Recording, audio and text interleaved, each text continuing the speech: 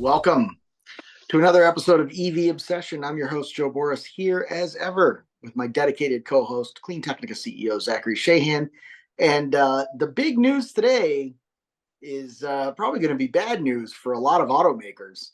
But yeah, we'll get to that in a little bit. Why don't we start it off with world EV sales? I always love these sales reports that we do. So I'll let you lead the way. Yeah, well, we've got two. We've got our own World EV Sales Report, and then we've got a Bloomberg New Energy Finance one that is what you were referencing at the beginning because of some stuff that's been highlighted from there. But we'll start with ours. So this is again always from Jose Pontes. He highlights that we're up to 12% BEV share of new vehicle sales, 17% plug-in vehicle, 17% share of new EV sales are plug-in vehicles across the world. This is driven by China and Europe. These are the markets that are really driving this faster, this higher growth rate, higher market adoption rate. And the US is doing its part. It's climbing up. It's near 10%, but for plug-in vehicles. But yeah, we look at these month after month. So if anyone's a regular viewer now, you've seen these before, and there's not a lot changes month after month. So it's just the same story of basically Tesla and BYD dominate the market. They accounted for the top 7 models in October. So it's just like Tesla, BYD, BYD, BYD, BYD, BYD, Tesla. And then you get down to 10, you get BYD again, you get a couple of other Chinese brands in there.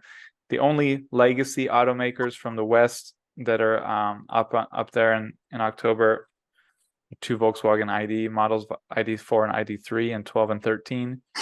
So as much as we sort of like poo-poo Volkswagen for not doing better, it's clearly doing the best of the legacy automakers. And then you've got, again, just all these Chinese brands. 3 from Li Auto, which creates these mega yachts, electric mega yachts.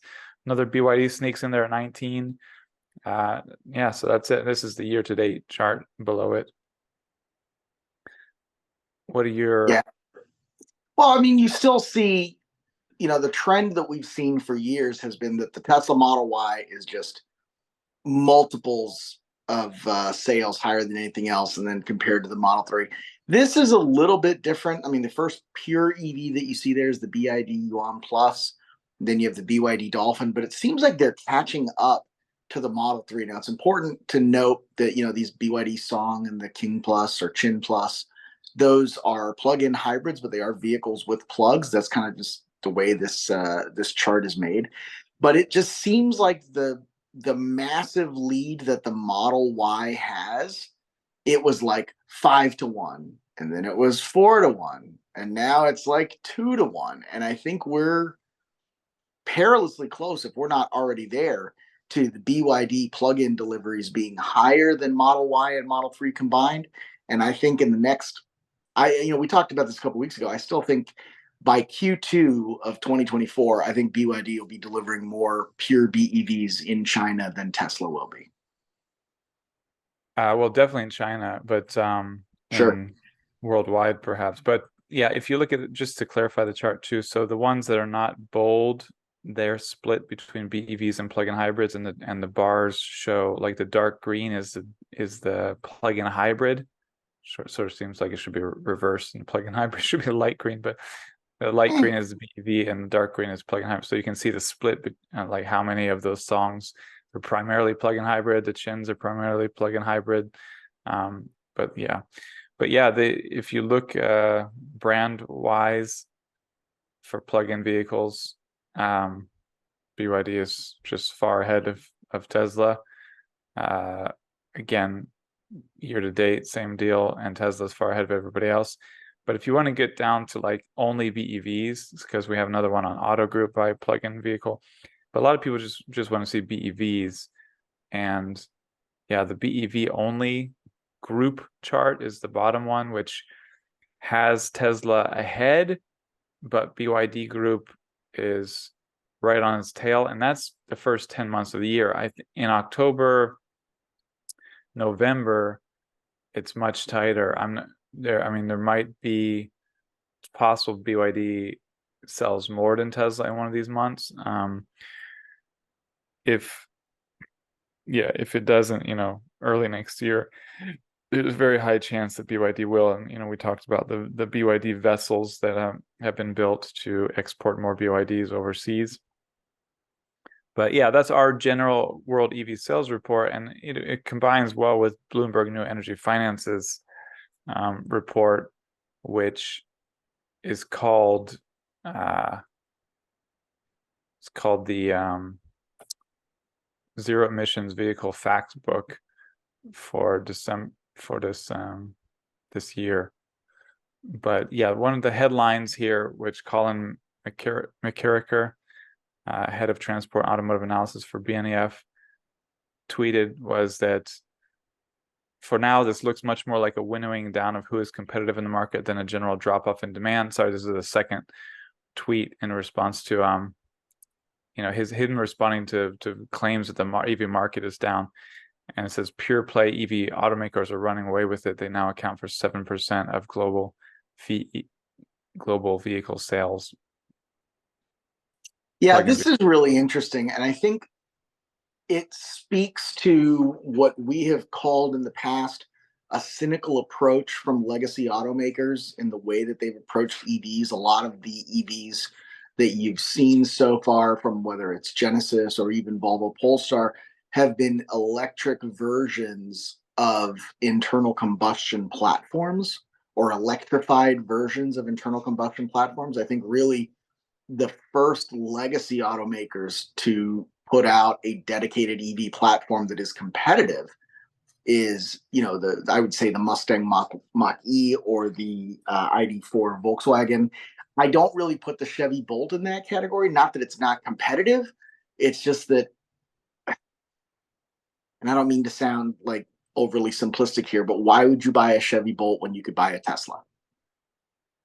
Yeah, or some other options around the world. Yeah, I mean, the Tesla Model 3, even a used Model 3, the price premium is not so vast that I think it would really eliminate itself from consideration. If you're looking at buying a new Chevy Bolt or a 1 or 2-year-old Chevy Bolt, I think there is enough price competitiveness for the Model 3 to make the vehicle's obvious advantages really a no-brainer. So I don't think it's competitive. I think the Mach-E, you could argue, is competitive with the Model Y. I think you could say that the ID4 is competitive as well. And I think as you start to see more and more of these EV-only brands get it right, and more legacy brands really develop pure EV platforms like GM Ultium and the new Honda that's coming out, I think that might start to change. But right now, I think the EV only players have a tremendous advantage in terms of the technology. Slipping some Honda in there. You want to talk for a minute about we're doing this show early. We'll publish it like at a normal time, but because Joe's out on Friday. Right, and I'm under embargo, so I have to be a little bit careful of what I'm going to say, but I am checking out some new Hondas and new Honda products that will be unveiled at CES in Las Vegas next month. And we'll be having a chance to experience those and start forming some thoughts, so that by the time you guys all see those at CES, we'll have some driving impressions and riding impressions. We'll put that in there, and we'll let you know what we think of all that stuff. Cool. Good stuff. So looking forward to some Honda news and reviews. So looking at this, just coming back to this graph, you can see it went from pure play EV companies, which include Tesla, BYD, he's including plug-in hybrids here, Li Auto, NIO, XPeng, Lucid, Rivian. They went from about 1% of the market in 2020 to about more than 6.5% of the EV market in the first half of this year. So it's a rapid rise in market share for these companies. And just to touch on a few of them here, I just reported last week NIO sales were up 33% last month compared to the year before. sorry, the first 11 months of the year, they're up 33%. Last month, they were up about 13% compared to the November before. Xpeng sales were up 245% in last month compared to November 2022. And Li Auto sales are also up a lot. Like if you go back to that world EV sales chart, again, they pushed their 3 models. They have 3 models. They've pushed all 3 into the top 20 in October, and really phenomenal growth from that company as well. So you've got all of them, plus in the US, and we've got Lucid and Rivian growing their sales. So, and there's more. There's a lot of Chinese ones that I'm not mentioning, smaller ones, but those are sort of the 3 big ones. And then, yeah, but the behemoths are BYD and Tesla. So these are the ones just really, really growing. And going back to that BNEF report, another thing that Colin highlighted was that it's not just sales in the markets that we all paying attention to, China and Europe and US. It's also EV sales are growing fast in India and Thailand and Indonesia. So we've got a much more diversified global market forming, and a lot of that can be thanks to one company, which is BYD. I mean, a lot of that is BYD. Hi, my name is Scott Cooney. I started CleanTechnica to promote clean energy and other sustainable alternatives, and for 13 years, we've been moving markets. If we had a nickel for every time someone told us they bought their first EV, solar, e-bike, or fill in the blank clean energy solution, we'd be a cable TV channel by now. But we don't get those nickels. So unfortunately, we could use your help to reach a few more people. If just 1% of our audience chipped in a few bucks a month, we could hire dozens of great journalists and promote all sorts of climate solutions. It's easy. Just go to cleantechnica.com/support and sign up with a credit card in seconds. Cancel anytime. But we'll be sending out some cool perks too, so I think you'll want to stick around. With your support, we'll keep leading the charge. Thank you so much.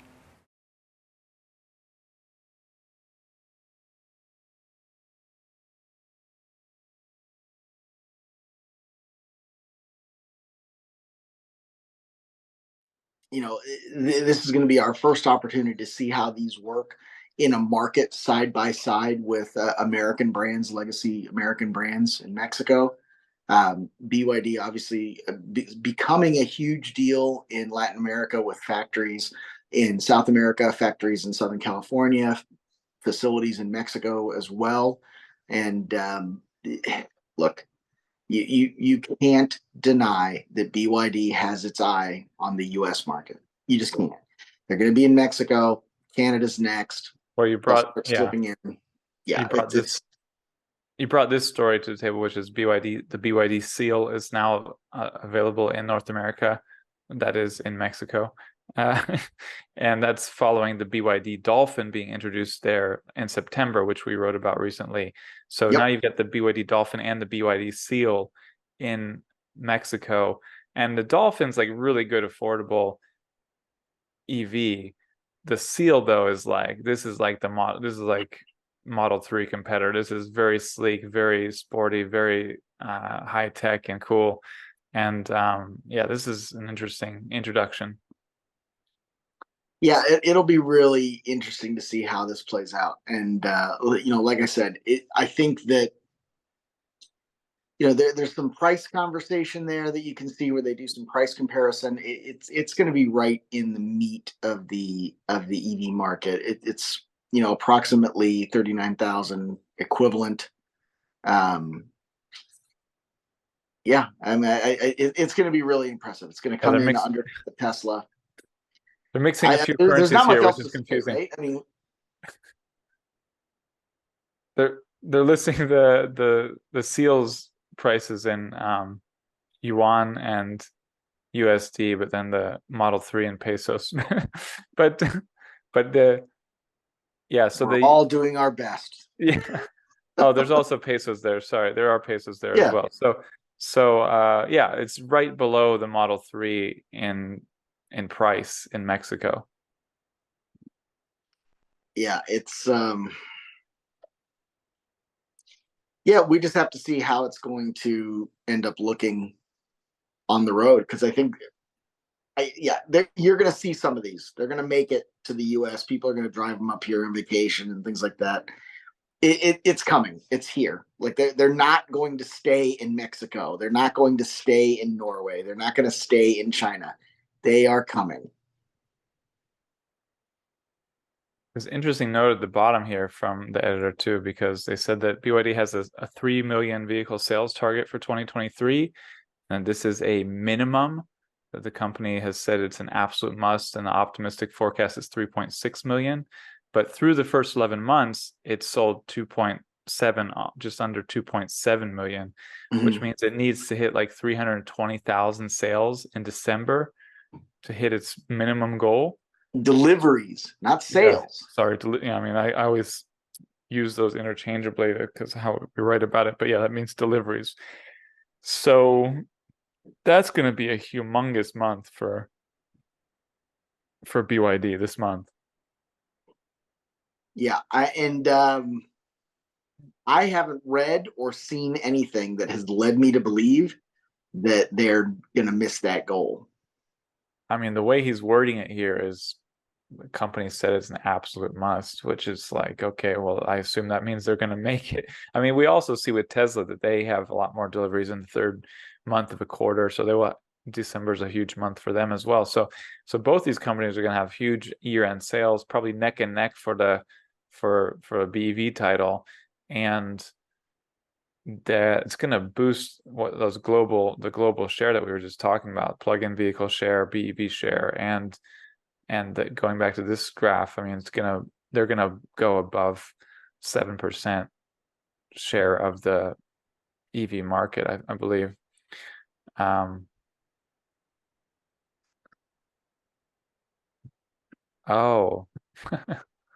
I read this wrong. This is not. I was like, wait a second, that doesn't make sense. They have way more than 7% of the EV market. They're approaching 7% of the overall Total. Yeah. vehicle market. Yeah. Wow, they're going to pass that in December for sure. Yeah, so there's a couple other things from this zero emission vehicle fact book that there's a lot more that we'll cover, but there's a couple pages, the first couple pages here, which I wanted to talk about today, which is, the global vehicle fleet still growing, and ZEVs are yet to make a real dent in global road transport emissions. So despite all the growing EV sales, emissions from road transport continue to be bad. Well, yeah. I have said before, time and time again, and so many times that I should have a T-shirt now because people say it all the time now, and I'm not getting any of the royalty money. Electric cars are not here to save the planet. They are here to save the car business.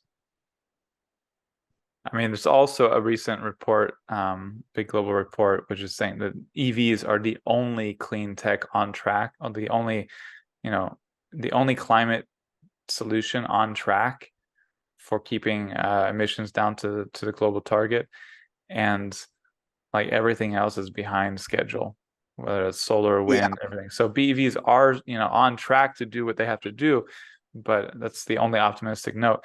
And if you look at I thought you were going to say what people have said before, which is it takes a long time to transition the fleet. So they might even once they're dominating sales, the fleet is still heavily old. Right. Well, the fleet average in the United States is now a little over 13 years.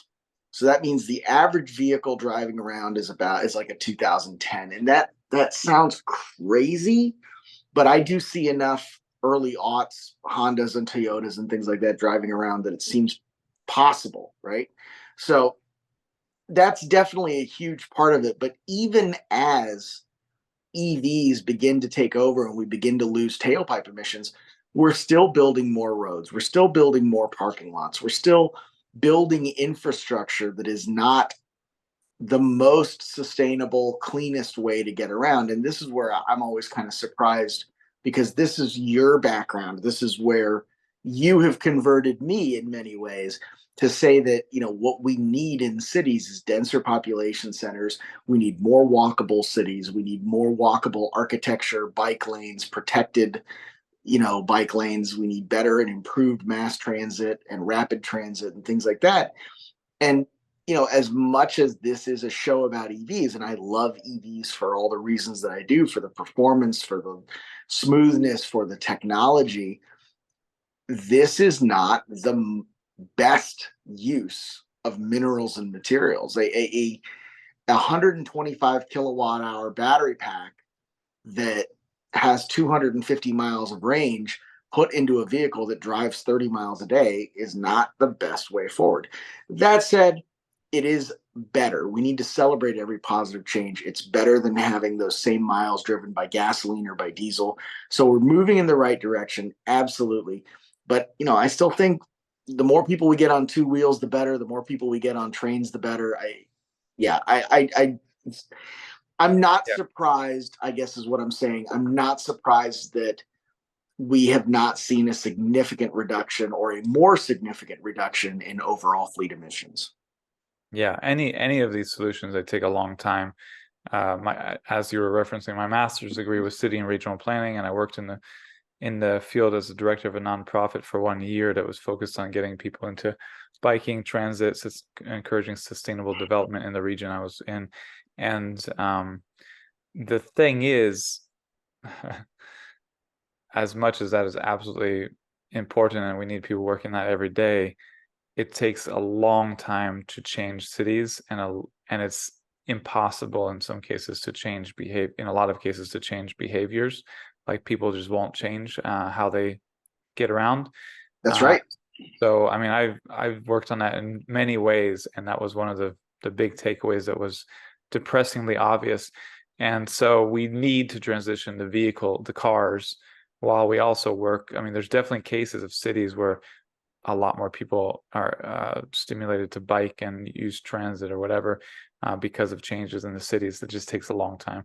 But yeah, so if you look, so the good news is they highlight internal combustion vehicle sales have peaked.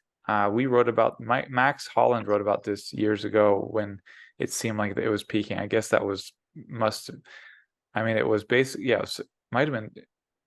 I mean, they're showing it was 2017, 2018, and I think that's when he highlighted it had happened, sort of ahead of the curve. But if you look at it, it's climbed a little bit in the past few years since the COVID drop off, but it's still much lower than it was in 2019.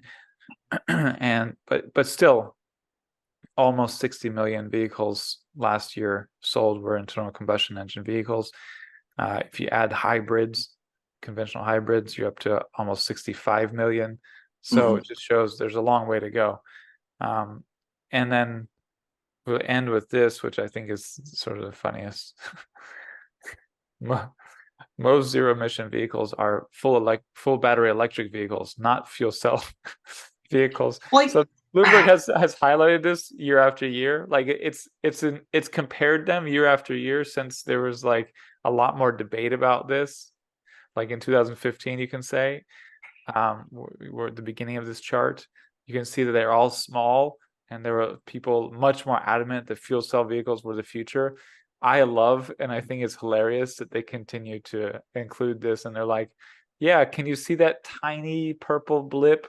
That's the fuel cell vehicles. They're getting demolished. Yeah. Well, the problem with that is you still have I'm sorry, there is definitely a role for, at least currently, there's definitely a role for hydrogen in extreme high power scenarios. There's a role for that where you need megawatts of energy used throughout the day. And we're talking about big excavators, even though the battery technology is improving, it's still not quite there yet. We're talking about, in some cases, mining equipment. We're talking about, in some cases, internal machinery, enclosed machinery space. So like things that are happening underwater, undersea, things like that. There are applications where it makes sense, and you can argue that it should continue to be developed. But long term, the battery technology, the energy storage technology is rapidly accelerating. I was having a conversation yesterday with Milad Davuti, who is the current founder, or I'm sorry, CEO of Accelerate Auto. He's a Tesla OG. He was like, employee number 386 or something. And we were talking about the cost of batteries, and he was saying that the first Model S batteries were like 85 kilowatts and cost about $32,000. And now we have batteries that are, over 100 kilowatts that cost about $9,000. So there's been a very dramatic shift where the battery technology has gotten significantly better in the last 10 years. The new batteries have more energy density, they're lighter weight, they're less expensive, and quite frankly, a lot of things are still changing. They're still artificially expensive because we don't have all the mines up and running. We don't have the delivery infrastructure and global supply chain that some of these other materials do, and that's coming online. And the energy density and the battery tech that is coming online in the next 5 years are going to make hydrogen fuel cells laughably uncompetitive by comparison. They're already uncompetitive. They're only competitive in certain niche enterprises where you almost have to create a scenario for batteries to do badly. But yeah, I don't see it happening. There's no way that we're going to have passenger hydrogen fuel cell vehicles have any kind of practicality. It's just not going to be there. Yeah, and we had we've had discussions about this in recent months when but on the battery front, I think it was the last video or the video before that where we highlighted the cost drop in battery prices per kilowatt hour, which has been dramatic, goes inverse to this growth chart. But I know you're in a different location because a tree fell on your house last night, and I'm not sure what screens you have, but can you even see the purple on that?